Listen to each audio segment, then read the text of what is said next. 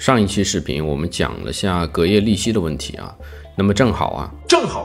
前段时间我因为隔夜利息的问题啊，收到一家经纪商的一个警告啊，我这里就不说哪一家了啊，没必要去引起不必要的麻烦。他们告诉我啊，要取消我某一个账户的免息权益啊，并且还会持续监控我的账户啊，下一次的话可能就是永久取消我的账户啊。这就很奇怪了啊。首先我没有做什么过分的举动啊，即便是再高频的 EA， 它的这个交易频率也不会超过大多数平台要求的15000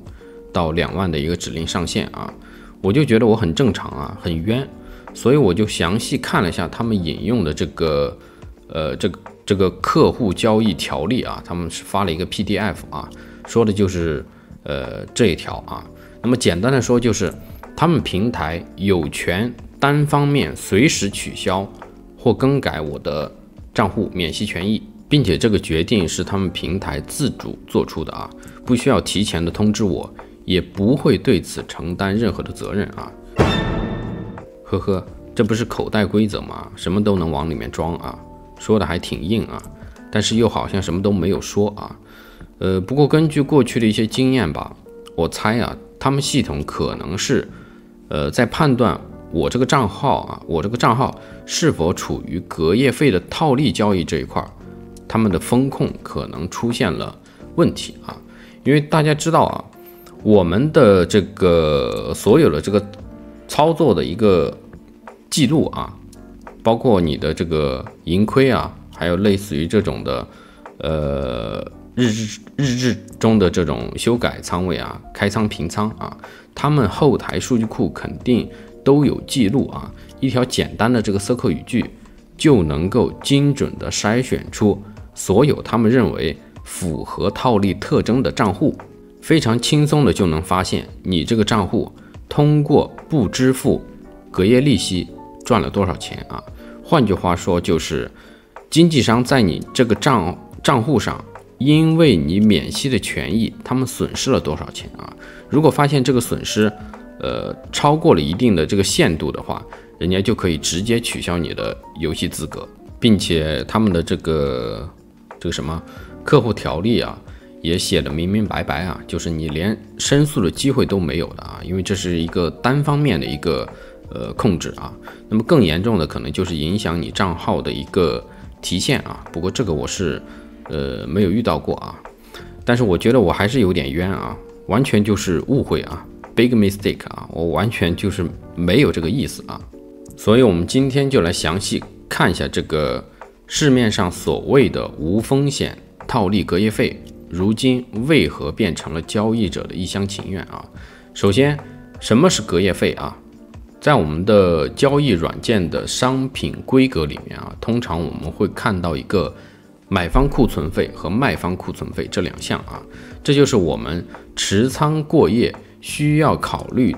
的一个交易成本啊。那么为什么我们已经交了点差、交了手续费的成本，我们持仓还要交这个隔夜的利息啊？是因为我们交易这种 CFD 杠杆交易啊，本质是借一种货币去买另一种货币啊。你借钱嘛，那自然就是有利息啊，并且这些经纪商啊，他们自身也需要向上游的流动性提供商去支付这个融资的成本啊。当然这个利息有时候是我们支付给平台啊，有时候也是平台支付给我们啊，这取决于当时货币间的这个利率差和你持仓的一个方向啊。那么这个隔夜费的一个套利啊，它利用的就是有些平台它出于竞争压力啊，他们会提供免隔夜利息的一个账号啊。那么这个免息的规则啊，它最初是为了这些穆斯林交易者啊，因为他们宗教信仰的关系啊，可以给他们免这个隔夜利息啊。但是现在呢，由于各个券商都比较的卷啊，在不少的平台上几乎就是人人都可以申请这种免息的账号，所以这种免隔夜利息的权利啊，就给套利的提供了空间啊。他们就是利用一个普通账号，一个有利息的账号和一个免息的一个零利息的账号进行对冲操作啊，以赚取无风险的一个利率差啊。那么比如说，我们打个比方啊，我们还是以这个 EURZAR， 也就是欧元对南非币来举例啊。那么通常这种隔夜费的套利机会啊，都是在一些非主流的货币啊，他们这个利差的空间要大一些。所以现在很多提供免息账号的一些平台啊，他们针对于这种比较小众的，相对来说小众的品种啊，都是不免息的啊。当然我们这里先不管这个啊，我们只是举个例子啊。那么比如说我们现在在这个普通账号上，也就是有利息的账号上，我们去做一手的空啊，做一手空单啊，那么我们每天就可以收取到36.625点的一个正利息啊。那么到星期三的时候，它还是3倍的利息啊，也就是我们可以收到108点的正利息啊。那么在这个平台上做空之后，同一时间我们马上去另一个免息账号，一个零利息的账号上去做多等量的一手的一个多单啊，无需支付利息啊，但是你可能要支付一些点差或者一些手续费的成本啊。那么这样操作的话，你两边的这个头寸就完全对冲了啊，就锁定了这个价格波动上的一个风险啊，没有方向性的风险啊，你每天就是净赚这个利息差，这是不是很爽啊？一些观众看到这里可能也会想啊，这种操作啊，理论上来说确实是风险很小，确定性很高的一个法子。你以为这是好事啊？恰恰相反。大家想一下啊，就这种套利啊，如果你的两个平台啊，如果你的这个2个账号啊都是在同一家券商的话，那么你这种对冲行为是很容易被发现的啊。但是如果你把账号分属到不同的券商，那么情况就会变得相对来说复杂一些啊。但是这有一个前提，就是给你提供免息账户的那家券商依然会是最终的受害者，因为你赚了啊，总会有人为你赚的这一部分买单的啊。所以券商呢都会不遗余力的去监控这种行为，他们仍然可以从你的这个交易明细中，根据某些特征发现你在薅他们的羊毛啊。比如说可能发现你总是在这个服务器时间午夜的时候，也就是结算利息这个时间点的前后，去开立大手术的一个仓位，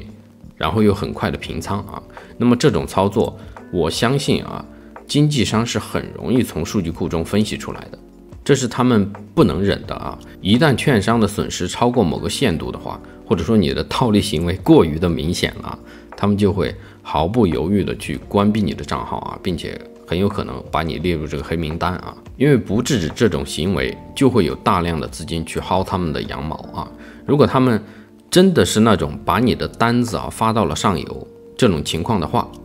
那么他们就会破产啊。那么比如说我之前的那个账号，很有可能就是触发了他们的风控啊，所以是先温和的给了我一个警告啊。那么如果说你现在还在做这种套利，并且还没有被关啊，我想的话可能就有2个可能啊。第一种的话就是你目前啊通过套利赚的钱还不够多啊，还没有引起券商的一个注意啊。那么第2点可能就是券商可能已经通过一些隐形的成本啊，悄悄的把损失从你身上拿回来了。比如说给你账户更高的点差啊，给你的订单加一些微小的延迟，或者就是把你的订单直接发送给那些报价，包括这个执行速度都比较差的一些流动性提供商啊。那么这些手段你可能根本就无法察觉到啊，这都是有可能的啊。毕竟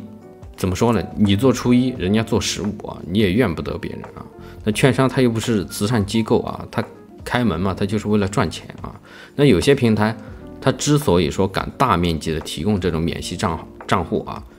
就是因为他们赌的就是你最终会爆仓。当然市面上也有一些团队吧，他们说是自己有专门的这个渠道能做啊，但是这个真实性的话我就不了解了啊。不过有一种情况啊，就是如果他们的模式是这个MM 对赌模式的话，那么你的单子啊根本就没有去到真实的市场啊，只是在他们内部的一个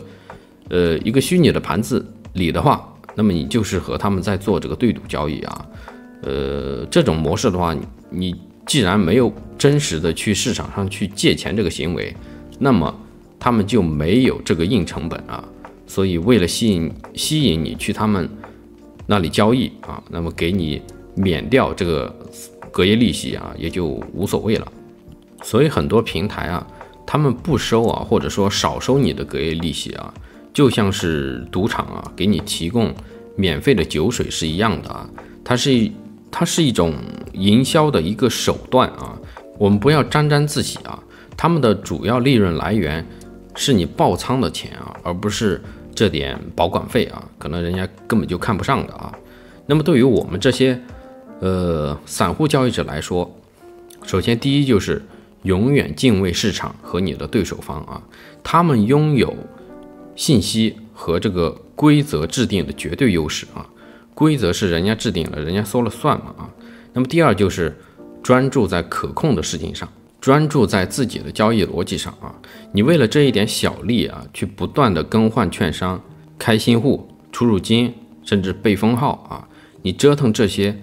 真的值得吗？不过最后啊，我也得给自己叠个甲啊，我不否认这个领域上有高手啊，可以在这些规则中啊游刃有余、如鱼得水啊，当然是有可能的啊。毕竟你这个规则嘛，它总是有漏洞的啊。但是我个人是觉得啊，外汇这个领域发展到今天啊，它不是一个新兴的市场，我们想钻的或者说能钻的空子啊，大多都是昙花一现，很快就会被抹平。